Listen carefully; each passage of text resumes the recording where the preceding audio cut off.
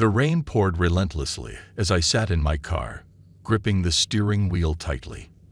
The wipers struggled to keep up with the downpour, and the thunderous sounds echoed through the night.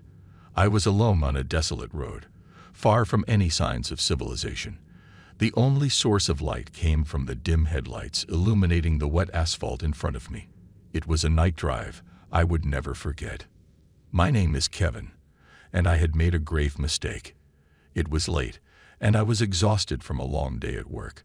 Against my better judgment, I decided to drive home instead of getting a hotel room. Little did I know that this decision would lead me into a web of fear and uncertainty. As I drove deeper into the night, the road seemed to stretch endlessly ahead. The rain distorted my visibility, making it difficult to see beyond a few feet. Panic started to creep into my mind, but I tried to stay focused. Suddenly, a figure emerged from the darkness, standing in the middle of the road. I slammed on the brakes, skidding to a halt just inches away from hitting the person. My heart pounded in my chest as I looked at the figure through the rain-streaked windshield. It was a woman, drenched in water, her clothes clinging to her frail body. Fear etched across her face as she mouthed something inaudible. Without thinking, I unlocked the doors, and she climbed into the passenger seat, her presence both comforting and unnerving. "Thank you," she whispered, her voice trembling.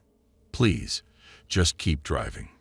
I obliged, not knowing what else to do. The woman's presence in my car brought an eerie silence, broken only by the sound of raindrops hitting the metal exterior. I stole a few glances at her, trying to make sense of the situation, but her eyes were fixed on the road ahead, as if she were searching for something. After what felt like an eternity, the woman finally spoke. "I need your help," she said, her voice quivering with desperation. "There's something chasing me, something dangerous." I swallowed hard, my mind racing with questions. Who was this woman? What was she running from? But before I could ask, a chilling howl echoed in the distance, cutting through the sound of rain. The woman's grip on the armrest tightened, and her eyes widened with terror. "Drive faster," she urged, her voice filled with urgency. I pressed my foot down on the gas pedal, my heart pounding faster with each passing second. The road became a blur as the car accelerated, but it seemed like we were going nowhere. The howling grew louder, closer, and I couldn't shake the feeling that whatever was chasing us was getting closer with each passing mile. Suddenly, the headlights illuminated a sign up ahead, "Welcome to Hollow Creek." I had never heard of the place before, but it offered a glimmer of hope in the darkness. Maybe we could find help there, a place to escape the unknown danger lurking behind us. As I drove into Hollow Creek, the atmosphere changed. The rain seemed to lessen, and the darkness appeared more suffocating. The buildings were decrepit, their windows shattered, and the streets were devoid of life. It was a ghost town, frozen in time. I glanced at the woman, her face pale and filled with a mix of relief and fear. We exchanged a look of understanding, knowing that our fate now rested in the hands of this eerie town. The night drive had led us to Hollow Creek, but what awaited us there was yet to be discovered. Kevin cautiously maneuvered the car through the silent streets of Hollow Creek, searching for any sign of life or refuge. The woman beside him remained on high alert, her eyes scanning the shadows that danced along the abandoned buildings. "I don't understand," Kevin finally spoke, breaking the tense silence. "What is it that's chasing you? Why are we in this forsaken town?" The woman hesitated, her gaze fixed on a dilapidated church up ahead. "It's a creature," she said, her voice trembling. "I don't know exactly what it is, but it's relentless. It's been haunting me, pursuing me for days. I thought I could outrun it, but it always finds me." Kevin's grip tightened on the steering wheel as a chill ran down his spine. The rain had ceased, leaving a suffocating stillness in the air. He could feel the weight of the unknown pressing against him, urging him to turn back. But there was something about the woman, something in her desperate plea for help that compelled him to keep going. "We need to find a place to hide," Kevin said, determination replacing the fear in his voice. "Somewhere the creature won't find us." The woman nodded, her eyes filled with gratitude.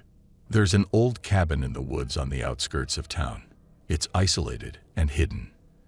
If we can reach there, maybe we'll be safe. Without hesitation, Kevin steered the car toward the edge of Hollow Creek, where the looming forest awaited them. The road gradually transitioned into a narrow path, overgrown with vegetation, as if nature itself was trying to reclaim the land. The headlights cut through the darkness, guiding them forward. As they ventured deeper into the woods, the trees seemed to close in around them, casting eerie shadows that danced in the moonlight. The cabin appeared before them, its windows boarded up, a testament to years of neglect. Kevin parked the car, and they hastily made their way inside, seeking shelter from the imminent danger. Inside the cabin, they found a single flickering candle, casting a dim glow across the worn-out furniture. The air smelled musty, and cobwebs clung to the corners of the room. They'd barricaded the doors and windows as best they could, hoping it would buy them some time. Hours passed, each minute feeling like an eternity. The woman cowered in a corner, her face etched with exhaustion and fear. Kevin kept watch, his eyes darting between the cracks in the boards, expecting to see the creature's glowing eyes pierce through the darkness at any moment. Suddenly, a low growl reverberated through the cabin, freezing them in their tracks. The sound grew louder, more menacing, as the cabin walls seemed to tremble in response. The creature had found them. Kevin grabbed the woman's hand, his voice filled with determination. "We can't let it take us," he said. "We have to fight back." They searched the cabin for anything that could be used as a weapon. Kevin's hands trembled as he found an old, rusty axe hidden beneath a pile of debris. It may not have been much, but it was all they had. The door splintered open, and the creature lunged into the cabin. It was a grotesque sight, a twisted blend of animal and human, its eyes glowing with a malevolent hunger. Kevin swung the axe with all his might, striking the creature's arm, but it only seemed to infuriate it further. A desperate battle ensued, with Kevin and the woman fighting for their lives. The odds were against them, but they refused to surrender to the creature's relentless pursuit. Blow after blow, they fought with a fierce determination fueled by the need to survive. Finally, with a final strike, Kevin managed to land a decisive blow, severing the creature's head from its body. Silence fell over the cabin as the creature's lifeless form collapsed to the floor. Breathing heavily, Kevin and the woman stood amidst the wreckage, their bodies battered and hearts filled with a mix of relief and exhaustion. They had prevailed, but they knew the nightmare was not over. As the first light of dawn peeked through the broken windows, they made their way back to the car. They left Hollow Creek behind, carrying with them the harrowing memories of their night drive and the horrors they had encountered.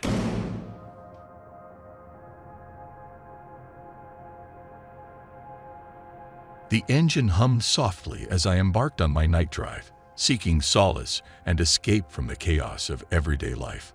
The darkness outside enveloped me like a comforting cloak, and the rhythmic sound of raindrops on the windshield added to the soothing ambience. As I navigated the winding roads that led to the rural countryside, my thoughts drifted, and the weight of my worries began to dissipate. The solitude of the night embraced me, and I found a sense of peace in the rhythmic motion of the car. However, as I ventured deeper into the isolated landscape, a flicker of unease crept into my mind. I glanced at the rearview mirror and noticed an unfamiliar vehicle trailing behind me. Its headlights pierced through the darkness, casting an eerie glow on the road. I tried to dismiss it as mere coincidence, convincing myself that it was just another traveler on the same path.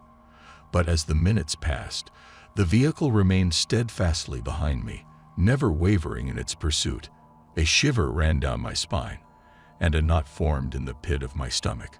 An unsettling thought took hold. Was I being followed? And if so, why? My imagination conjured up sinister scenarios, fueling the growing sense of paranoia. I yearned for the safety of my destination, hoping that the presence behind me would soon disappear into the night. With each turn I took, the unease intensified. The rain poured down relentlessly, obscuring my vision and heightening the tension in the air. The road ahead seemed endless, stretching into the unknown. The silence within the car was deafening, only broken by the rhythmic beat of my racing heart. As I approached a fork in the road, I made a spontaneous decision. I veered off onto a narrow, dimly lit path, hoping to lose my pursuer in the labyrinthine network of rural roads.